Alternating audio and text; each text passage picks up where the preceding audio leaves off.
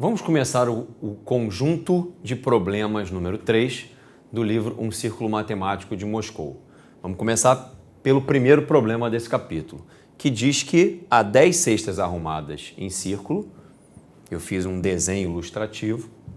E a pergunta é se é possível colocar laranjas nesses cestos em quantidades, a quantidade que você desejar, de modo que, se eu escolho 2 cestas consecutivas, a diferença de laranjas de uma para outra é sempre de uma unidade. É esse o problema que a gente tem que resolver, responder se é possível fazer isso ou não. O primeiro reflexo talvez seja ir preenchendo as cestas da seguinte forma: uma laranja, depois na seguinte 2 laranjas, depois 3 laranjas, 4 laranjas, 5 laranjas, 6 laranjas, 7 laranjas. Perceba que dessa maneira, se eu escolho, por exemplo, essas 2 cestas, a diferença da quantidade de laranjas de fato é 1. Só que aqui tem um problema nessa nossa montagem. Os cestos estão formando um círculo. Então, se eu continuar, em algum momento eu vou me deparar com um problema, que é esses 2 cestos são adjacentes e a diferença entre eles não é de uma laranja, e sim de 9. Então, não é essa a solução. Eu sugiro que você pause o vídeo e faça experimentações aí, vê se você consegue resolver esse problema. Já já a gente volta com a solução. Eu vou mostrar para você aqui agora uma possível solução. Ela não é a única. E depois a gente vai discutir por que ela dá certo ou por que ela não dá certo. Eu vou começar colocando 4 laranjas aqui. Aqui eu vou colocar 3, depois 4, depois 3, depois 4, depois 3, 4, 3, 4 e 3. Perceba que quaisquer 2 cestas adjacentes, inclusive aquelas 2 que deram problema, agora tem diferença de uma laranja. Por que isso funciona? Na verdade, primeiro você precisa entender o que é a paridade de um número. A paridade de um número é classificá-lo em par ou ímpar. Então, quando a gente fala paridade de um número, qual é a paridade de um número? Pode ser par ou pode ser ímpar. Inclusive o zero. O zero é sempre um número par, ok? Bom, por que isso funciona? Se a gente quer... Bom, vou deixar esses valores aqui, eles não vão nos atrapalhar. Se a gente quer que a diferença entre 2 cestas consecutivas seja 1, é porque essas cestas precisam ter paridades diferentes. Numa delas você vai ter que colocar um número par ou ímpar e na outra o contrário, com diferença de uma unidade. Se você tem uma quantidade par de cestos, você consegue ir intercalando par, ímpar, par, ímpar, par, ímpar, e quando chega lá no final, se você começou por um número cuja paridade é par, você terminará por um número cuja paridade é ímpar, e aí a nossa solução está perfeita, vai funcionar. Agora vamos imaginar que a gente troque aqui para 9 cestas. Então, eu estou tirando uma das cestas. Será impossível resolver esse problema agora. Por quê? Porque se você começa com um número cuja paridade é ímpar, o próximo tem que ter diferença de 1. Então, ele terá que necessariamente ser um número par. Pode ser 4 aqui no caso, no nosso exemplo, ou pode ser 2. Né? E o seguinte vai ter paridade ímpar, depois a paridade dele é par, ímpar.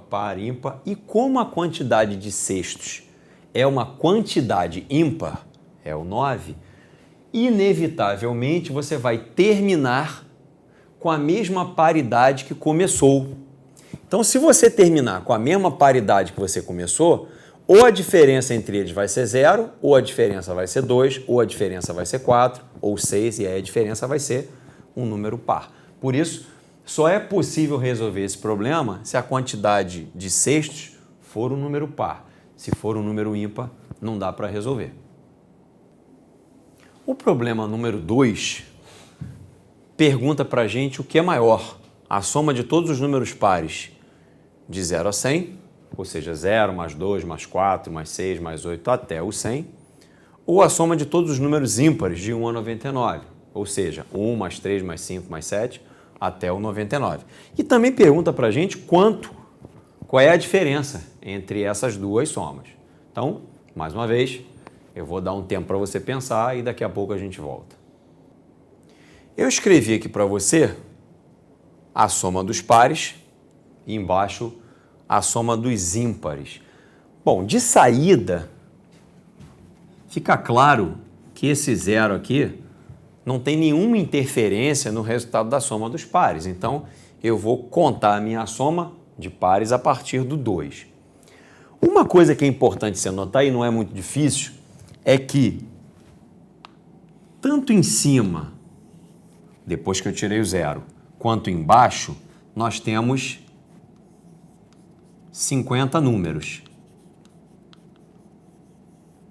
Eu disse que não é difícil entender isso porque, veja só, 2 é o primeiro número, 4 é o segundo número, 6 é o terceiro número, ou seja, os números que vão aparecendo aqui, você pode ir contando se você dividir por 2, né? 2 dividido por 2 dá 1, ou seja, esse é o primeiro número. Se eu pegar o 40 aqui no meio e dividir por 2, ele será, você perceberá que ele é o 20º número. Então, se você pega o 100 ao dividir por 2, você se dá conta de que ele é o 50º número da minha soma. E a mesma coisa acontece para a soma dos ímpares. Perceba que a diferença é sempre de uma unidade. Essa é uma maneira de perceber que a quantidade de números embaixo é exatamente a mesma de cima, ok? Então agora eu vou olhar para esses números na vertical. Perceba que a diferença do de cima para o de baixo é 1. O de cima é uma unidade maior do que o de baixo. O mesmo acontece entre o 4 e o 3. O mesmo vai acontecer entre o 6 e o 5, ok? Entre o 8 e o 7, e assim até lá no final. Ó. O 98 é uma unidade maior do que o 97. E o 100 é uma unidade maior do que o 99. Então, se todos os números de cima são maiores do que os seus pares, os seus equivalentes aqui de baixo, é sinal de que a soma de cima vai dar mais do que a soma de baixo. Mais ainda, se a diferença em cada comparação aqui foi de uma unidade e nós temos 50 números, é porque ao todo a diferença entre a soma dos pares e a soma dos ímpares é igual a 50, né? A diferença aqui foi de 1, aqui de 1, logo a diferença aqui passou a ser de 2 e assim por diante até o final. Então, a diferença é 50, sendo que a soma dos pares é maior do que a soma dos ímpares. Espero que você tenha gostado, te espero para o próximo encontro.